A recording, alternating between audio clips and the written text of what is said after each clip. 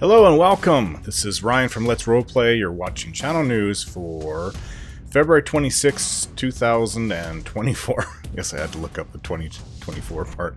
I don't know where I am anymore. I'm lost in time. So anyways, if you notice my messy hair from wearing a toque, that would be a beanie to you guys south of the border. You probably used to think south of the border is Mexico. No. For us Canadians, south of the border is down good old USA. Yeah, it's a toque. We'll call it a beanie. And when I used to think when growing up a beanie was that hat with the twirly thing on top until I found out that's what Americans call toques. Whatever. So, I wanted to get this video done yesterday, but I couldn't. I was in a massive amount of pain. Yeah. Another issue has come up in the last few months. No, I tore my rotator cuff last year, and I've been seeing, it's February now, I've been seeing I was, up to a couple weeks ago, I don't need to see him anymore, a physiotherapist. It really helped. This used to be really bad, this arm. And then I got tennis elbow around December. I think it has a lot to do with being on the computer. What am I, 48? I've been on the computer since I was 5 years old. 43 years. It's finally caught up to me. It was so bad yesterday, but I was doing the, because I also was seeing him for that too. Tennis elbow will go within a while, but I was doing the exercise with weights and the 10-pound weight, and I overextended it on my arm. I think I did that Saturday, and I could barely move my arm yesterday. I think I overdid it. I was trying to use the computer, and every little movement I did with my arm, I felt it. It was really painful, just the way it is set up on with my mouse here on my right arm. Yeah, so I wanted to do that, but after trying to work with that for a while, I'm like, no, there's no way I can't do anything. So I had to just go up and try to, what the heck did I do? There was something that he also did that was really weird. He grabbed my arm and squeeze and turn, and I would have like a towel in my hand and I'd just squeeze with this hand as much as I could. And that would actually relieve a lot of the pain, and it's a little sore now. It was actually pretty good this morning, but I was doing that yesterday, plus putting on muscle, those roll-on things to relax your muscles. It feels cold. And I was just massaging it all yesterday. It was so bad I couldn't do anything. So anyways, that was my Sunday. I wanted to get this video done on Sunday. I like to do it on the last weekend, Saturday or usually Sunday, for the end of the year. So anyways, yeah, that's been something I haven't even brought up, but it's not a big deal. It's not really affecting anything except for yesterday. And my rotator cuff, this arm is pretty good. It has its moments once in a while, but, you know, it takes about 6 months of doing the exercise to heal, and it's healed. It's come so much so far. There's torn ligament up here. And from doing exercises, I guess I overdid it with that too. And this is the tennis elbow. My right arm was just from using the computer for all this time. And so yeah, I've been dealing with that. So make sure you guys watch my community comments, otherwise you'll miss out on half the things. I keep you guys updated. If there's something wrong and I don't make a video about it, like in the channel news or something, it'll be posted there. So if you're not seeing it, you're gonna be missing out. Make sure you catch my community notes, community comments. So Fallout 4 is completed. It was completed the week before last. I think, yeah.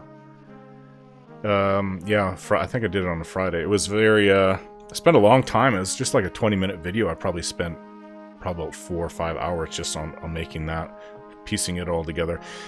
Putting together clips and writing it out and finding what you need. And it's time consuming. And anyone who puts together clips and does stuff like that, just making a podcast where you're just recording what you're saying, or you know, doing a let's play where you just record what you're playing is totally different than either my Let's Roleplay, which is a combination of everything, and then making like a documentary type video, or a gameplay video that has things from, that's, you know, my game analysis videos. That takes a long time to find what you need and write it all out and get it, make sure you're covering everything. It's very, very time consuming. So yeah, just doing a 23-minute video, which was finishing up Fallout. Yeah, my Fallout 4 game, that took a while, and that's normal. But yeah, I think people see, 23 minutes, you probably just recorded it. It took maybe an hour. No, it takes a long time to do all these things. I used to put out like 3 Let's Play videos a day when I was doing Dragon Age Origins, for example. And I would just record what I do. So 20 to 30 minute video where I'm just recording. I'm not even playing really in character. I was thinking it was light role playing. That doesn't take long to do at all. I can probably put out 10 of those if I wanted to every day. But that's not what I'm doing, right? So it takes a while. Just for example, my last Baldur's Gate 3 video, that intro took me an hour and a half to make. It's a 7-minute intro. Writing, finding the clips.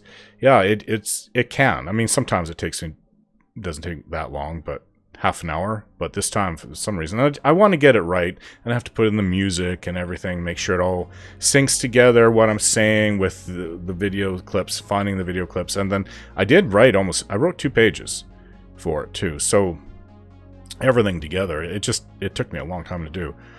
So that's, don't think that, oh, it's just an hour-long video, it took an hour to do it. No. Not with how I do it. It takes about 3 times. Every hour you see takes about 3 hours between the writing, voice acting, finding everything for the intro, going through the game. Sometimes there's errors that happen and I have to keep redoing things that happened. My game crashed from the big battle in Baldur's Gate yesterday, and I had to redo it, and I hadn't saved it. I don't know why. It didn't crash. The computer shut down. I assume it was overheating for some reason, so I opened it up and blasted everything again, cleaned it out. I don't know. That's weird. The game hasn't done that in a long time for me, months and months. The last time I was doing that was last year, and that's when I didn't know that there was an opening underneath where the power unit is, and there's a fan under there, and it was caked. It wasn't anywhere near as bad. I don't know why it crashed. With all the bodies that I was looking through after the battle, it wasn't during the battle. I noticed it was slowing down, and I guess the computer overheated. Don't ask me. But that just means that I have to spend another 20 minutes, half an hour, first cleaning it, then getting it started up, and cursing the damn computer for doing that. Everything that I recorded was so well done. The fight went perfect. So it was okay afterwards, too. I mean, I knew what I was doing, too, the second time around. But so I had to redo that, and that happens once in a while, too, for games. Sometimes games are so bad, I have to spend 2-3 hours to get through things, especially with Bethesda and their bloody bugs. Having to work my way through there. How did they get there? There was that the same thing near the end, very end of Fallout 4, where for some reason it was a mod that did it, and I was looking up and I wasn't getting any information. And then somebody said something, or I read something about it being a mod. I'm like, oh yeah, I've got a mod. I totally forgot about that. It was a small, tiny mod about getting the Mariner to come live in your community. But the Mariner wasn't there, and I didn't understand. I misread the note that she left, so I'm searching for the next couple hours on the internet what's going on, because I didn't know what to do. And then I finally found the answer. Stuff like this happens, and that wasn't even a Bethesda bug. Bethesda bugs, oof.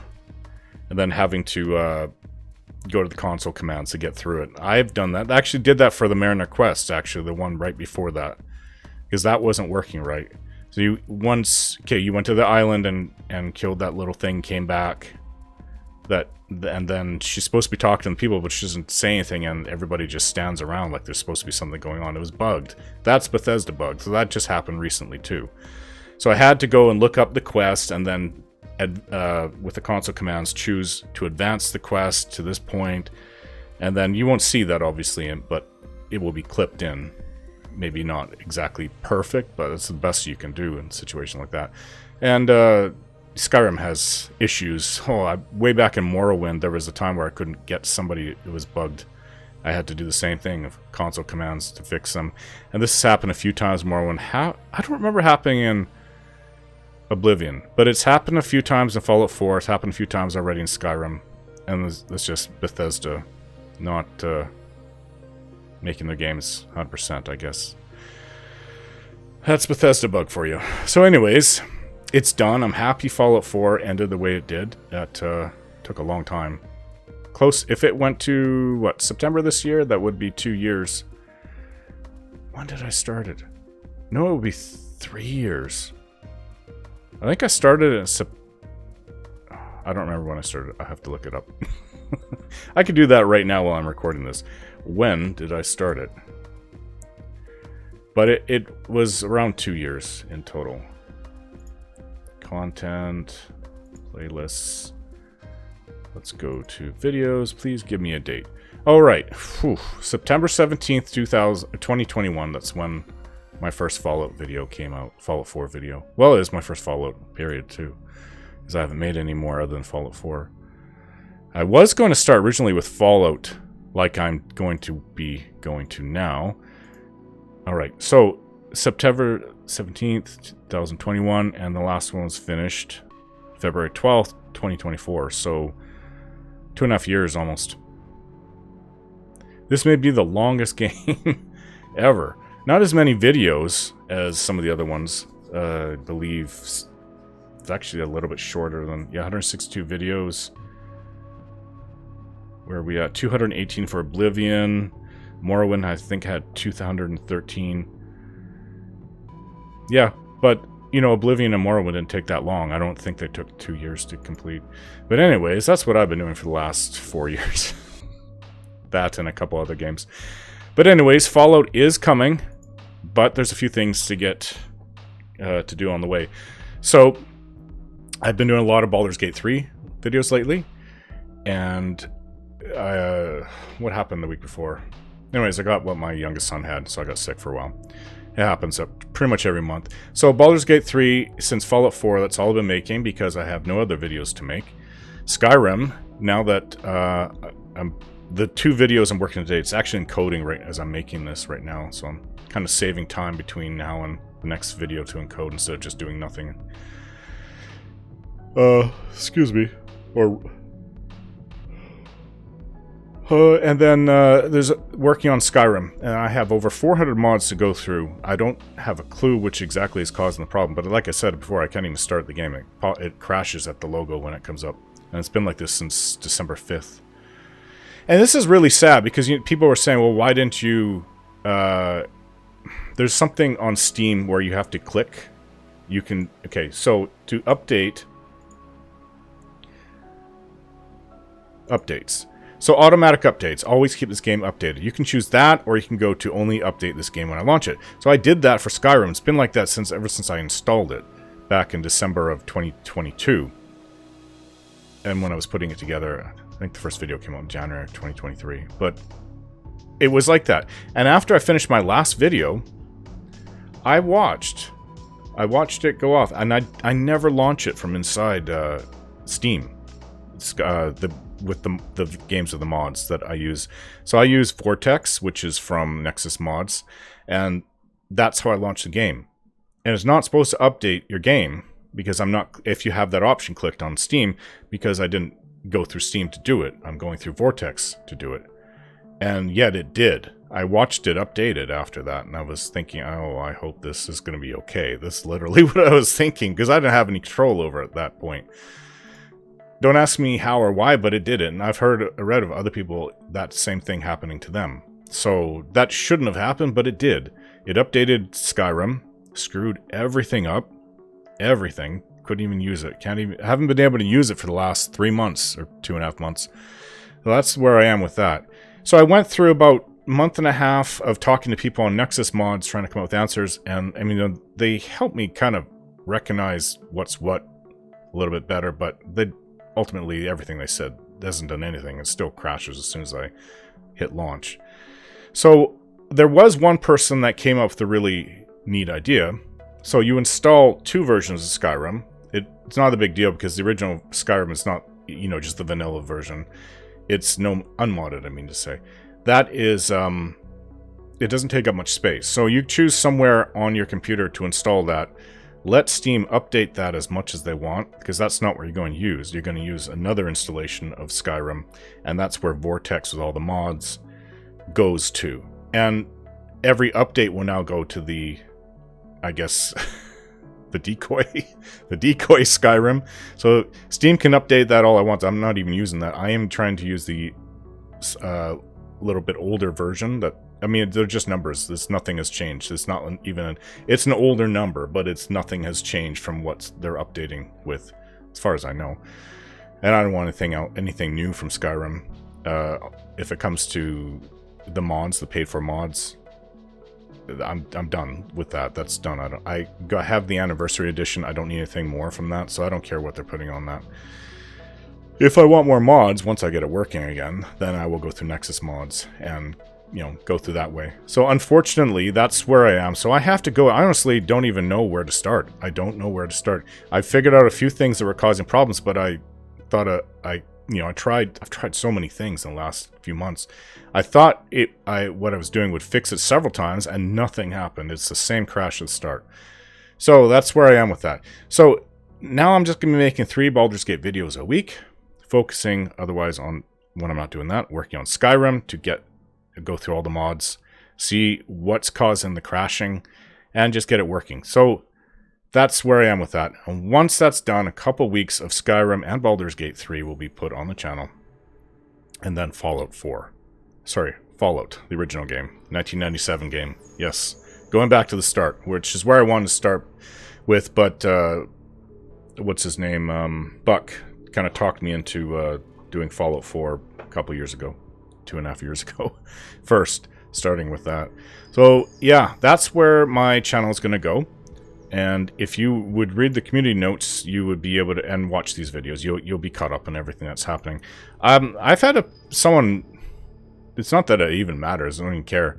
I think a couple of people have been taking out their angst on my channel, trying to anyways. It doesn't mean anything.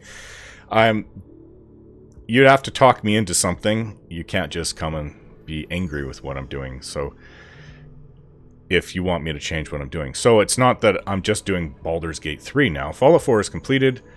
My focus is now on Skyrim, now that I'm better, and I've been working on Baldur's Gate 3 a lot in the last week plus. That's all I've really been doing. And then this video, and I'm in between the next Baldur's Gate video that's going to be coded, and then that's it for this week, and then I get to focus on Skyrim after this. So it should give me almost a full week to be able to do things like that. And that's why I just, you know, I'm dropping it down to 3 videos of Baldur's Gate 3 per week until it's done. And Skyrim, not until it's done, until Skyrim is back. And then Skyrim will be mixed with there for a couple weeks, and then Fallout will be in there. So it's all going to be, it's going to be back to 3 different Let's Roleplays at the same time. Don't worry, I'm not just focusing on one game. Okay, so now that is done, let's go to the polls. How do you feel about your character becoming a vampire or werewolf in the Elder Scrolls games? 151 votes. 39%, I love it. I always become one in my playthroughs. 20%, it's alright, but I play for a while before I get cured. 41%, not for me. If I have to do it, it's only temporary. That's pretty much where I am too. I'm right here, temporary. If I have to do it. Lucian Jaeger 4893 wrote, depends on the playthrough, really, and what my roleplay requires of that character. My main character ended up vampire because he desired the agelessness to watch over his people. Oh. My favorite werewolf, though, was a character I called Razea Kitten.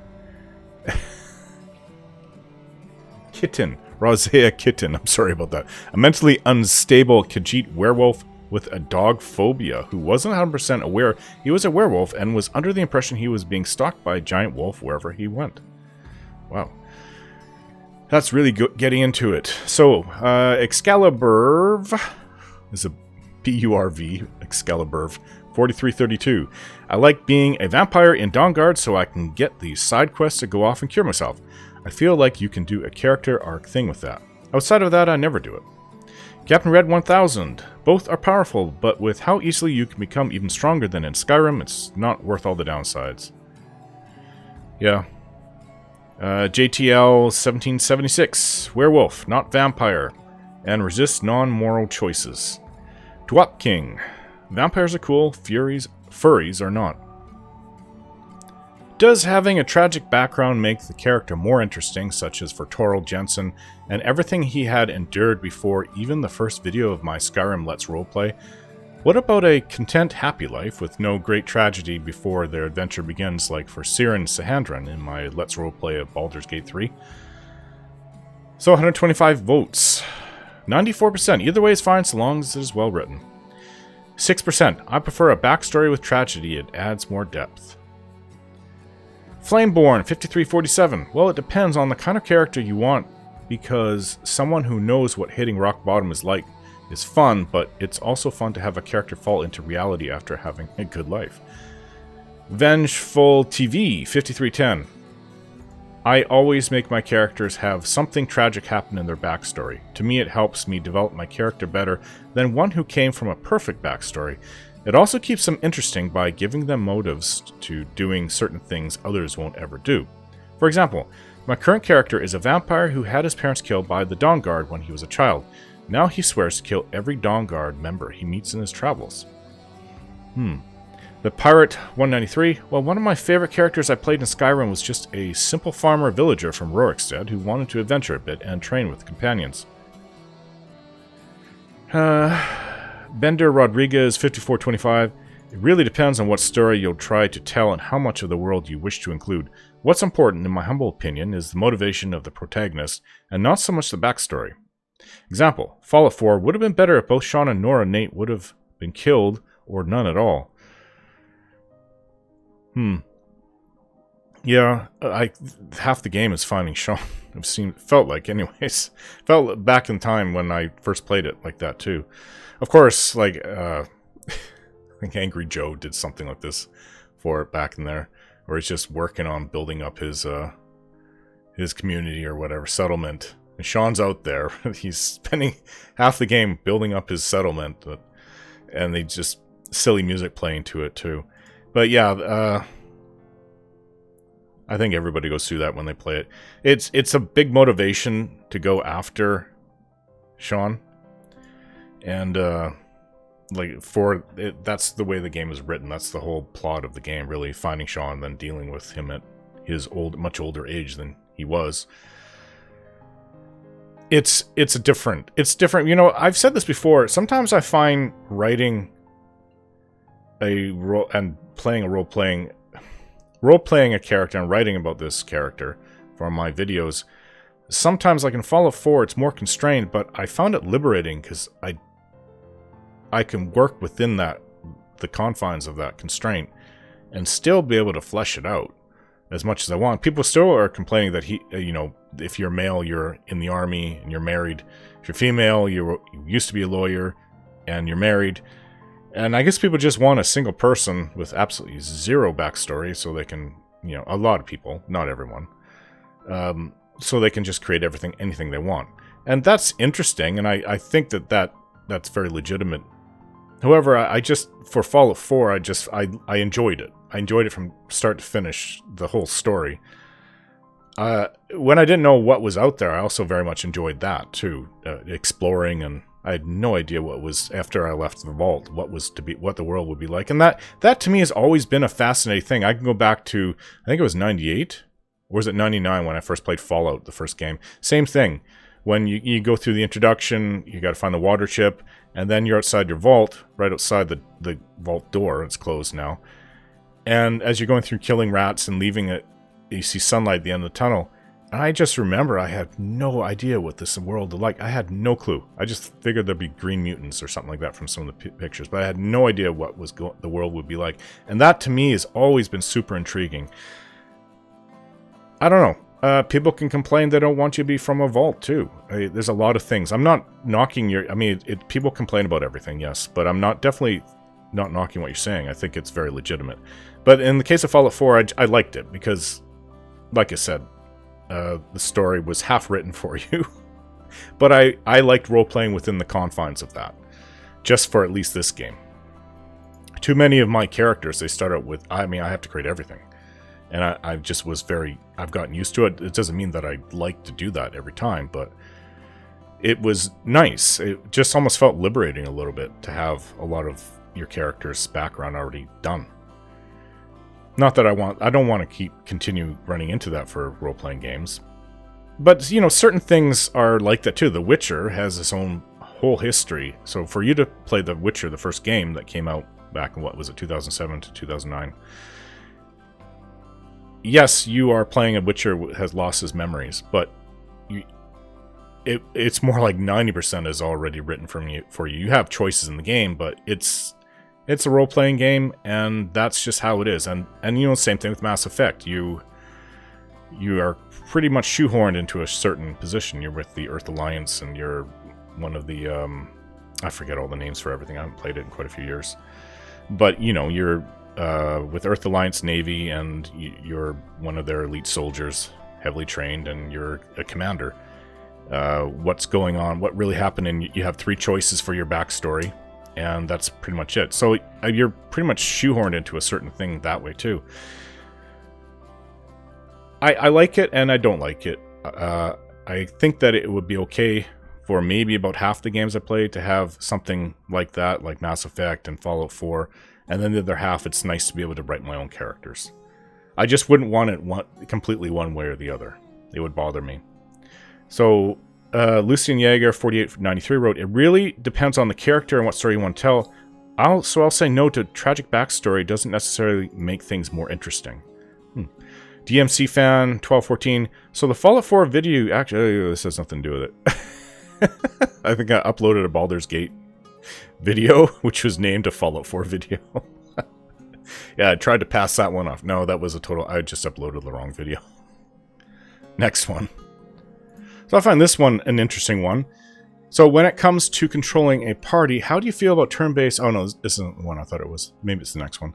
How do you feel about turn-based combat as opposed to real-time with pause? Baldur's Gate 3 is a turn-based game, which also is the essence of the pen and paper Dungeons & Dragons experience. However, Baldur's Gate 2 is real-time with pause. I like the new XCOM games a lot, so it's not that foreign for me to play Baldur's Gate 3 turn-based, but it will take getting used to. Yeah, for some reason that really took me a long time to get used to it.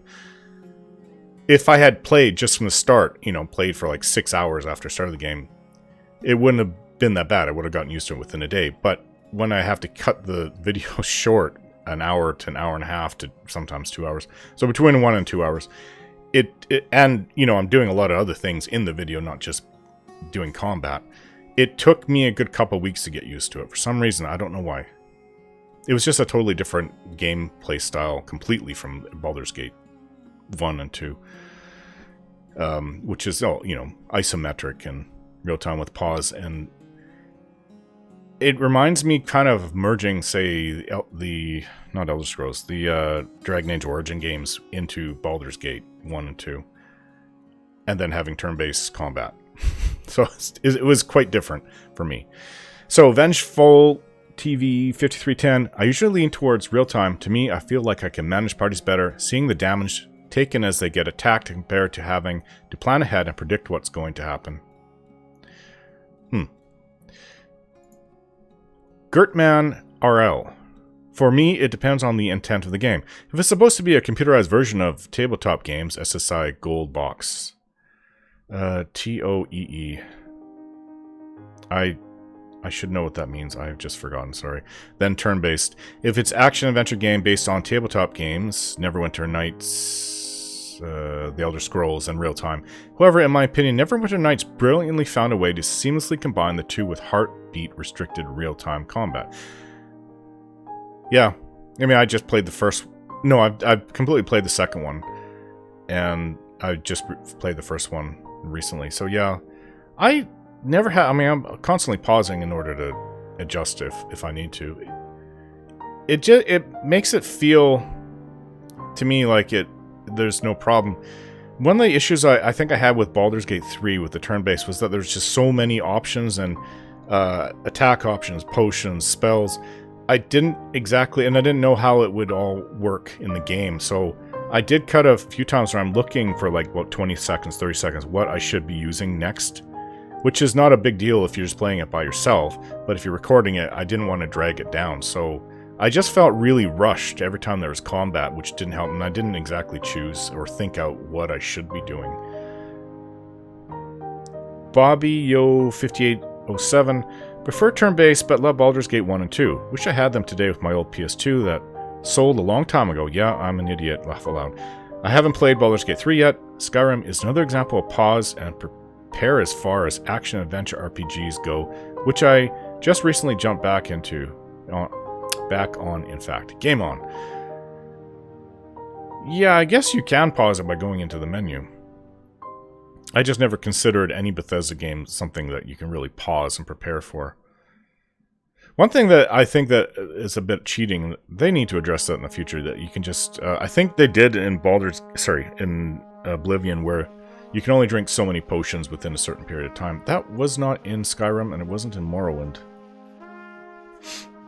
I don't think I've ever brought that up. I'm not sure if that was... No, I don't think that's a mod. Anyways. Yeah, it just seems like you can just drink, and you can carry hundreds of potions. You can just drink all your potions. You'll be fine for every fight. Pretty much. So, Captain Red 1000, that's the kicker, isn't it? Pretty much any form of gameplay is fine so long as it's well done. It's just working out how to do that second bit that stumps people from time to time. Yeah. Iridescence 93. D&D combat is meant to be turn-based. It makes the combat a lot deeper. I don't always hate real-time with pause, but it's a gimmick and generally inferior. Next one. Do you ever find that my characters are outshadowed by the game's story or their companions? Another way of asking is, do my characters seem dull compared to everything else in their Let's Roleplay?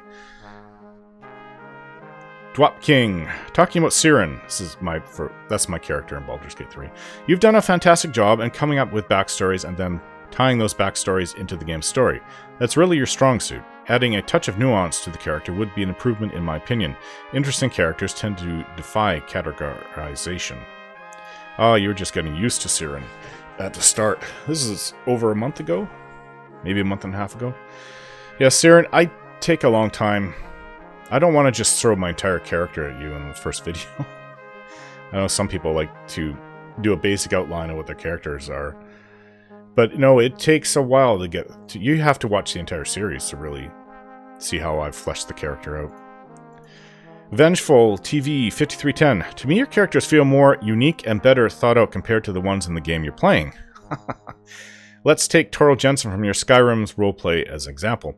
The way you've done his backstory goes way more into who he is and why he does the things he does, while a character in Skyrim doesn't really have a story, they're just there. Your characters, in my opinion, are the perfect example of what characters should be. They should feel alive and unique, not feel like they're just existing without a background. Very much true. That is actually a big weakness I think that they addressed in Fallout 4 for Bethesda characters. Everybody is just so shallow. For the most part. It's always been like that in all of all the Bethesda games. They have done a really good job with completely destroying that old way with, I know it gets a lot of flack, but Starfield. You don't have many companions, but the companions you have, you get to know them really well. Everything about them, what's going on in their lives right now, how they feel about everything that you're doing. You really get to know them. It's very much the Dragon Age Origins type feel to me as well. And they started that with Fallout 4 by, fleshing out the characters, your companions, a bit more. They still had ways to go. But then the next game after Fallout 4 was really Starfield. I'm not including Fallout 76. So Starfield was the next one. And that, to me, is one of the strongest parts about Starfield, is that your companions are very well done. I don't know why everyone's talking about that, or not talking about that. But I think, like I've said before, they just didn't innovate enough and add enough new game mechanics to make it as interesting as people were hoping it would be. Do you think that modding games is worth it? Bethesda with Skyrim is a bad example due to Bethesda's recent patch that messed the modded game up for nearly everyone, but I always try to mod my games when I can if I feel it will add to the role-playing experience that I'm looking for. 150 votes. So 29% with yes, I couldn't play many games without mods. 62% with maybe. I'm selective on the mods I use and for which games. 4% I have added mods in the past but not anymore. 5% I never use mods. It's only the base game for me. Skyrim still not working. Oh, Mary Beth Reimer, sorry, it's still not. I really wish it didn't stop working. And I wish that this delay didn't go on for as long as it did. But when I have over 400 mods, and it still makes zero sense why it's not working to me. Yeah, I don't even know what to say about that. It's just rather ridiculous. Abstract Trader Hero. Sometimes I feel people grow too obsessed with modding and forget what the original game was even like. I like it, but not going overboard. Yeah, I agree with that. There's a lot of mods that completely overhaul everything, all the background and everything. And I don't think I need to do that. So I'm going to be looking in for mods for Fallout 3 and Fallout New Vegas. but I'm not going to be going heavily into it. I think I learned... See, Skyrim has a lot of mods, but it's not an overhaul. There's still a lot of vanilla things in there. I don't need to do that with Fallout 3 or Fallout New Vegas. I'm going to add some things, but I will be selective.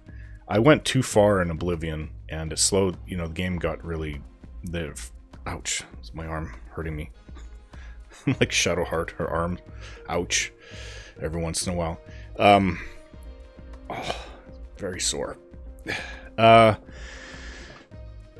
Yeah, so I'm going to lessen that for Fallout 3 and Fallout New Vegas. I know Fallout New Vegas could be buggy as hell when you're adding mods to it. So, in fact, there was even a Fallout New Vegas crash prevention thing that I used in Oblivion, which people, I guess, ported over to Oblivion to help with that game, because that was, to me, Oblivion will always be the crash king in all of gaming history. So, final penance. Honestly, Skyrim is shallow without modding, specifically the perk progression, spells, enchanting, etc.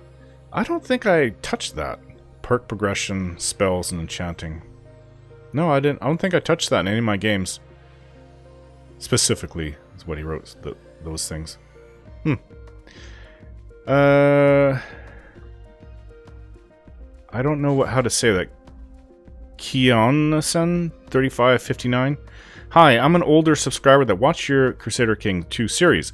It would mean the world to me if you did a role-playing series in Crusader Kings 3, Elder Kings 2 mod. Well, I wrote back that I can't. I've got games that lined up that I'm going to be focusing on. And, yeah, it might even take years to get around to something else. So, Crusader Kings 3, I do play, actually. I have that. And it's actually a really interesting meld of role-playing and strategy. I can't argue against Crusader Kings 3. It's a great game. Do you think that using an accent or a type of voice is contributing to the roleplay of my videos? Does it draw you in more, or do you think it is not necessary or even a turnoff? 106 votes, 58%. I love the accents and voices. 15%. I like some of them, not all. 22%. I don't feel it's necessary, but I don't care either way. 5%. I prefer your normal voice. So, 5 to 6 people went with that last one. Vengeful TV 5310. I feel as if the accents add more to the roleplay and a sense of immersion. Like an Imperial in Skyrim wouldn't speak with a modern English accent. Though I think in some cases they're not needed, but giving that extra of detail into a character is worth it in the end. That weird dude 40. If one us good at doing voices, it definitely adds to the immersions.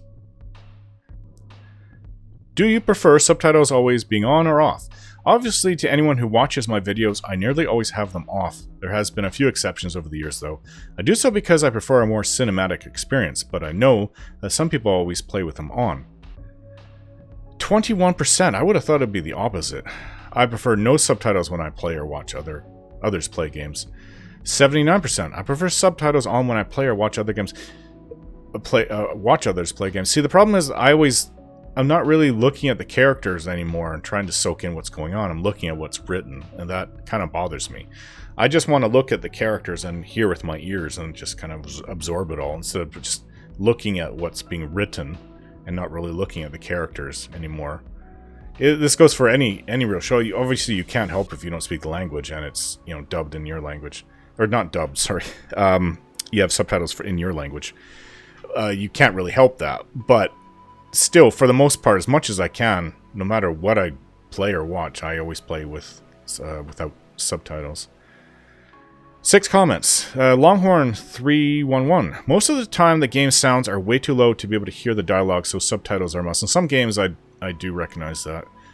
Vengeful TV 5310. You're replying a lot with all my... I guess I don't always see these things when I, you know, every week I get people's comments instead of all at once reading through it. In a role-playing perspective, I play with them off. That way, if I miss something that was said, I can't use my player knowledge to direct my character. Outside of roleplay, though, I keep it on, get more info that way. That weird dude 40, I prefer subs. English isn't my native language. It's actually my 4th foreign one. Still, some of the best YouTubers and especially LARPers? LPers? Speak English? And many of them don't speak Oxford English, but more a dialect, or they have an accent, or both. Not to mention when game or background sounds overlap with that. Even though my English isn't too bad, I sometimes have problems, so yeah, subs make sense. Lord Oryx, subtitles help. In case there's loud background noise or what have you. I've had that happen in some games where I'm talking to an NPC and there's basically a war going on to the point that I can't hear them. Lucinda Hacker 9735, I only need them if someone has hard to understand dialogue. JTL 1776, depends on the quality of the sound, our voice is easily heard. Then, no. It's only when another language is being used, sure. But other than that, probably would ruin immersion too much. Yeah, I'd have it off for the immersion. Unless you can't hear them otherwise. I have 2 boys, 12 and 9. The oldest days from being 13, he's 13 now. Both names have been used on my channel since my channel began back in 2013, under a different name than what it currently is. I have mentioned in my channel news videos in the last 4 years what their names are, so what are they? 72 answered. This is I like this, it's interesting how you can do quizzes now. So, Sunil Malcolm, 10% chose that. I don't think you can re-choose it once you make a choice. Torold and Dalen, 8% went with that. Theron and Ryan, 17% went with that. But 65% of you guys got it right. Dalen and Theron. I have used this. My channel used to be called Dalen 75 Games. And Theron was used as, well, I'll read it down here. Correct, Dalen 75 Games was the original name for my channel. Theron was used as my Dalish mage character for Dragon Age Inquisition. Both are my son's names in order of oldest to youngest. In fact, my youngest son was born in August of 2014 while I was eagerly awaiting Dragon Age Inquisition to come out, which it did a couple of months later. Both names I created on my own. Dalen back in the late 90s is a good name for a boy, and Theron for my Dungeons & Dragons pen and paper character in 2012. Caitlin 1609, that's adorable. Why does it have show... What? That is weird. I don't know why YouTube did this. That when it was, what was it, show less? Or was it, anyways, I would think that there's more to it than that. Adriana DeFox 98, laugh out loud, that was wild. I totally guessed and got the right answer. Laugh out loud. Well, you got it right. Would you watch and enjoy a character that you don't particularly like? Please do not vote by your concept of the games they're in. It's the characters, not the games. For example, Evaldus Tall was an evil-aligned character, and he was often cruel or did things the opposite of what I normally do. Or Malcolm Montrose, who tended to complain a lot about his life. Ryan Moore, who is very idealistic, but understands reality and limits. Sunil Rilvain, who hates Nords and the Beast races. 74 votes so far. This just... Oh, yeah, I put it out every Wednesday. Today is Monday, so it's almost done. I like... Well, not done. You can always vote for it whenever you want, but at this point... I like all your characters so far, both good, neutral, and bad, 72%. I don't always enjoy every part of them, but I still like them, 23%. I can only watch those I like, some I don't, 4%. Some characters I really don't like, some I like a lot, 1%. Simo Ex Machina 2. It's not the character per se that makes a run interesting, it's the approach. The way you play. Does this approach have something unique that separates it from others? Turn the heater off. From others? If so, then yes, it will be an interesting game. For example, a YouTuber called Variax did a playthrough with a High Elf Mage who was a germaphobe, basically. This small detail affected the way he played the character in so many, and sometimes unsuspected, ways that it made the game interesting and the character engaging. He did not like to touch things by hand, avoided icky and dirty places, let summon minions do his fighting for him, used telekinesis to manipulate objects, etc. Only pity was he at one point lost all his files, so the story got cancelled. Jeremy Titus 9519, your Sunil Rilvain is one of my favorite characters of all in all fiction, period. I don't like him much at all, leave my precious Beastie Boys alone, but I love what you're doing with him, and as I'm only at episode 40 of more than 200, I have no idea how he'll develop with time. It's a heck of a ride. He does change somewhat throughout the Let's Roleplay. DMC Fan 1214, I like all your characters. I'm currently watching Morrowind, and then I'm going to rewatch Oblivion. Lucien Jaeger 4893. No matter how much I like a YouTuber, I'm not going to force myself to watch content or characters they may make if I don't like them. Not saying that's what you're asking me to do, just stating my opinion on the matter. Their alignment doesn't bother me if they are interesting. No, I'm not Tim Pool. It was really cold and windy. Really, really windy. It's my hair. Well, it's not so bad now, but when I came, it was all over the place. Anyways, this is what is called a toque. It is not a beanie, and I don't care what you Americans say. You need to rearrange what you guys call it. It's not. I'm putting on by looking at the wrong. I'm up backwards here. There. From looking at the camera. This is the opposite of how I... Anyways, there we go. Yeah, it's really cold out. It's minus 1 Celsius. Not really cold, but with the wind, there's a really cold northerly wind coming down against us. It was cold, and I didn't have my toque on, and I regretted it. And sunglasses, because it's really sunny out, and I'm blinded out there. And I can't see and I'm being blasted by cold wind. Wasn't like that earlier today. So, let's go on with the ending. If you would like to help out and support Let's Roleplay, you can donate in each video as a super thanks, or become a member of my channel, which also comes with perks. Just click on the join video to watch what I put together and what you as a member would get. YouTube gives 70% of any money put towards my channel. Gives me 70%. They take 30%. However, you do get the perks with YouTube membership. Everyone who donates to me via Super Thanks also gets their name posted as supporters at the end of my videos. You'll be up for a month as well, or even longer. If it's like March 10th and you support a video, I'll have it up probably till May. Thanks for watching, and I hope to see your comments in my videos. Yes, thank you very much for watching, guys. Yeah, my brain's a little fried after everything I've done today. We'll see you again. Bye.